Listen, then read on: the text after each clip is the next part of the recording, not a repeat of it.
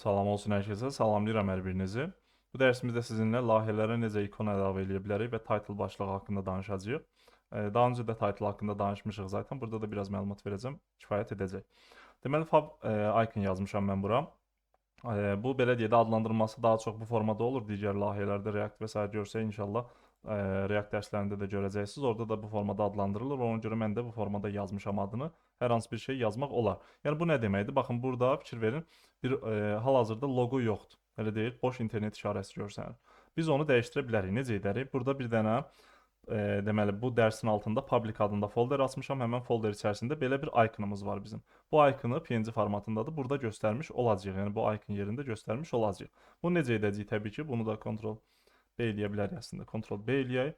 Gələk bura. Baxın, title-dan yuxarı gəlirəm. Burada yazıram link. Link yazırıq. Linkdən bu formada da istifadə etmək olur. Bunun rel atributuna veririk ikon. Baxın, deyirik ki, ikondur bu. Və burada href yerində hrefi artıq bilirik. Yolunu yazırıq. Nöqtə slash yazanda public gəldi. Public altında fav icon png. Type-ını da yaza bilərik. Baxın, type-ını yazıram. Image deməli nədir bunun? PNG-dir, elə deyil. PNG yazırıq bura. Ctrl S eləyirik. Baxın, Ctrl S eləyirik. Bu formada bizim iconumuz gəldi bura. İndi yaxınlaşdırsaq bu formada görə bilərsiniz. Baxın, iconumuz bizim gəldi bura. Yəni bu deməli bu link içərisində rel atributunu icon deyərək ref yerinə iconun linkini yazaraq və type-ına da image png, yəni png-dirsə və s. nədirsə onu yazaraq bu iconu burada göstərə bilərik. Bu title haqqında danışmaq istəyirəm biraz. Baxın. Title biz qeyd etdik ki, səhifənin başlığı haqqında məlumatları özündə əks elətdirir. İndi ola bilər ki, bizim təbii ki, veb saytda səhifələr fərqli-fərqli olurdu, elə deyil. Örneğin, deməli, praktikalarda görəcəyik, bunu edəcəm sizinlə. Məsələn, linklə digər səhifəyə keçid edəcəyik və s. layihələrdə görəcəksiniz bunları. Bu zaman təbii ki, oradakı başlıqları da biz dəyişdirməliyik, elə deyil.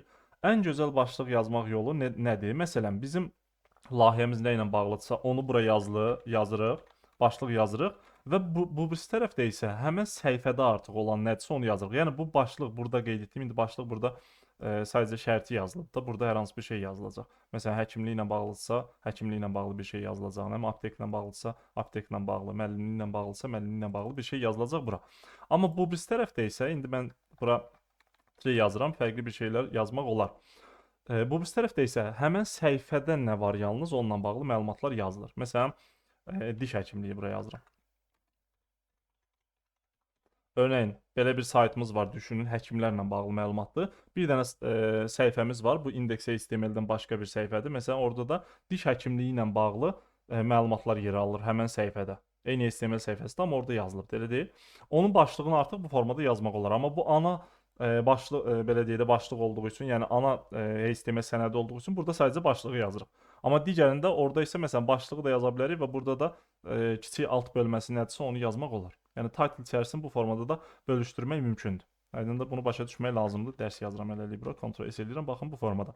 Və iconun da bura əlavə olunmasını ümid edirəm ki, bildiniz. Çünki tələbələr çox bunu belə deyək də soruşanlar falan olurdu. Məndə dərslərdə də soruşan olurdu. Ona görə bu dərsi əlavə olaraq çəkmək istədim. Deməli, bir sonraki dərsimizdə fərqli mövzu ilə davam edəcəyik. Növbəti dərsdə görüşək.